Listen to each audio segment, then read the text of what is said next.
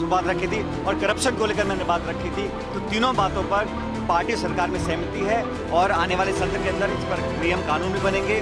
और मुझे लगता है कि लोगों का जो आज मन हटा है भाजपा की केंद्र की सरकार से, उसका भी लाभ कहीं ना कहीं कांग्रेस पार्टी को मिलेगा। 10 जनपथ ने सचिन पायलट के पैरों पर मेहंदी लगा दी है। ये बयान हाल ही में बाबा किरोड़ी लाल मीणा ने दिया था। बाबा ने कहा था, युवाओं की आवाज बनने निकले पायलट के पैरों पर जैसे ही छाले पड़े तो 10 जनपथ ने मेहंदी लगा डाली है।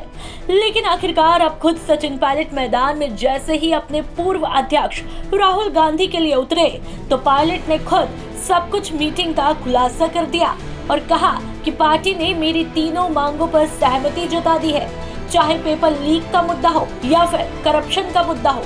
सचिन पायलट बताते हैं कि आने वाले समय में नियम कानून बनेंगे और प्रदेश सरकार धरातल पर कदम उठाएगी। पायलट आगे ये भी कहते हैं कि सरकार नियम कानून बनाकर नौजवानों का भविष्य सुरक्षित रखे। ये हम सबकी प्राथमिकता है कि पढ़े लिखे नौजवानों को उनके मन में इन संस्थाओं के प्रति विश्वास जागे। पेपर लीक का मामला चल रहा है, उसे समाप्त किया जाए और दोषियों को सख्त सजा दी जाए। जिन मुद्दों को लेकर मैंने अपनी बात को उठाया था वो मुद्दे थे, पेपर लीक पर कार्रवाई हो, जो हमारा पब्लिक सर्विस कमीशन है वहाँ पर जो सदस्य बनते हैं उनके लिए कोई ना कोई पुख्ता मापदंड हो, पारदर्शी तरीके से उनकी नियुक्ति हो, क्योंकि वहीं से पेपर भी सेट होते हैं, इंटरव्यू भी होते हैं। इसलिए मैंने पेपर लीक के ऊपर जो बात रखी थी, आरपीएससी मेंबरशिप जो हमारे मेंबर बनते हैं उनकी सदस्यता कैसे बनी जाए, क्या मापदंड तय किए जाएं, उसमें बात रखी थी और करप्शन को लेकर मैंने बात रखी थी। तो तीनों बातों पर पार्टी सरकार में सहमति है और आने वाले सत्र के अंदर इस पर नियम कानून भी बनेंगे। प्रदेश की सरकार इन दोनों मुद्दों पर निराकरण करके आगे का रास्ता रखेगी ताकि नौजवानों का भविष्य सुरक्षित रहे।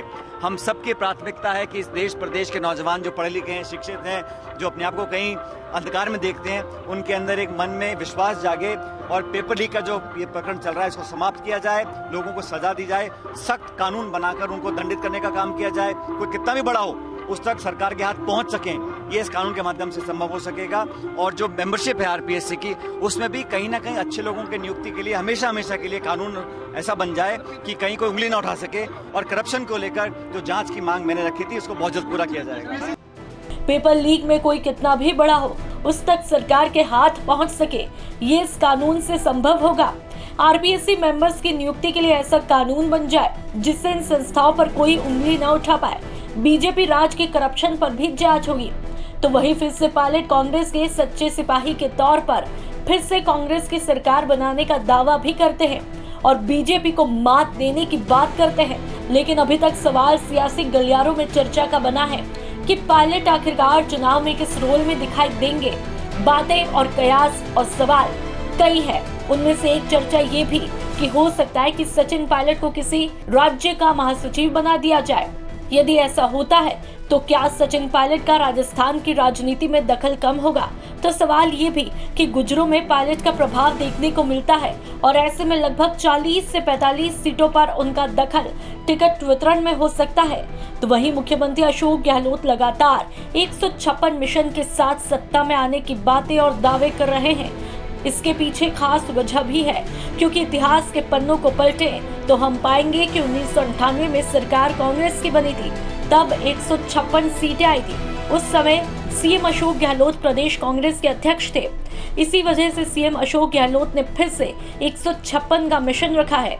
अब ऐसे में देखना बड़ा दिलचस्प होगा कि 2023 के चुनाव में क्या वाकई इतिहास अपने आप को दोहरा पाएगा। ब्यूरो रिपोर्ट, राजस्थान तक।